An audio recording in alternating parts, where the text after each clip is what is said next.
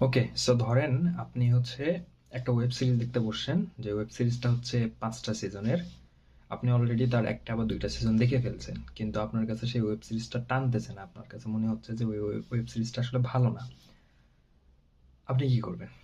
Situation number ২, ধরেন আপনি হচ্ছে একটা প্রজেক্ট করতেছেন, সেই প্রজেক্টে অলরেডি ৳১,০০,০০০ ঢালছেন। এখন কিন্তু আপনি বুঝতে পারতেছেন সেই প্রজেক্টটা সামনে গিয়ে কিছু মানে বেনিফিট দিবে না বা আপনার এফিশিয়েন্ট হবে না। তাহলে আপনি কি করবেন? ২ টা গেল। এবং ধরেন আপনি হচ্ছে কি বলা যায়? একটা বই পড়তেছেন। বই পড়তে, পড়তে একটা বইয়ের হচ্ছে ধরেন গল্পের বই পড়তেছেন আরকি। ৬০ পেজ বইয়ের। আপনি অলরেডি ৪০ পেজ পড়ে ফেলছেন। কিন্তু আপনার বইটা পড়ে ভালো লাগছে না। তাহলে আপনি কি করবেন?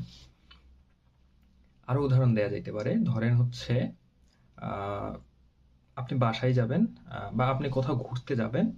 এখন ঘুরতে যাবেন, আপনার টিকিট আপনি সব কেটেছেন। টিকিট কাটা শেষ। এখন হচ্ছে আগামীকাল ধরেন আপনার হচ্ছে ট্যুরের বাস।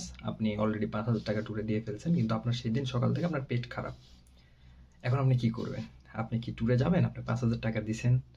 বা আপনি কি সেই গল্পের বইটা শেষ করতেন? বা আপনি কি ওয়েব সিরিজটা শেষ করতেন? কি করতেন? যদি আপনি সেইটা যে ৪ টা ওয়েব সিরিজ দেখে ফেলছি, ৩ টা সিজন দেখে ফেলছি, আরেকটা সিজন বাকি আছে, শেষ করি।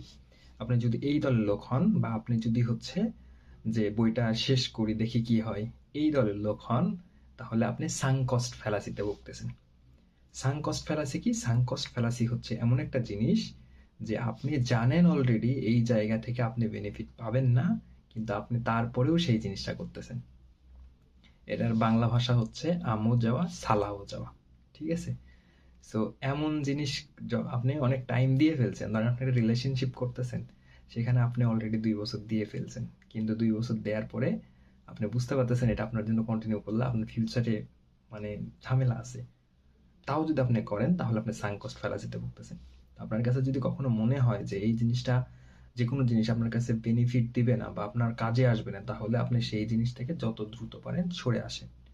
হ্যাঁ? না হলে আপনি সাঙ্ক কস্ট ফ্যালাসিতে ভুগতেছেন। সাঙ্ক কস্ট ফ্যালাসি মানে হচ্ছে আপনি ধরেন প্রজেক্টের পেছনে ৳১,০০,০০০ তো ইনভেস্ট করছেন, আরো ইনভেস্ট করতেছেন। আপনার তো প্রজেক্ট ভালো হবেই না। বরং ৳১,০০,০০০ তো গেছেই। আপনি যখন আরো ইনভেস্ট করবেন আপনার আরো টাকা চলে যাবে। সো এইটাই। সো দিন শেষে আ বুঝতে শিখুন যে আসলে কোনো কিছুতে হয়তো অনেকদিন ইনভেস্ট করে ফেলছেন। তারপরেও আপনি ভাবতেছেন যে এটা শেষ করি। কিন্তু আপনার কাছে যদি এটা বেনিফিট মনে না হয়, ছেড়ে দেন। Leave it. Easy decision. লাইফে করার মতো অনেক কিছু আছে। আপনার যে ওই প্রজেক্টটি শেষ করতে হবে এমন কোনো কথা না। হয়তো দেখা দিতে পারে ওই প্রজেক্ট শেষ করতে আপনার আরো ৳২,০০,০০০ লাগতো।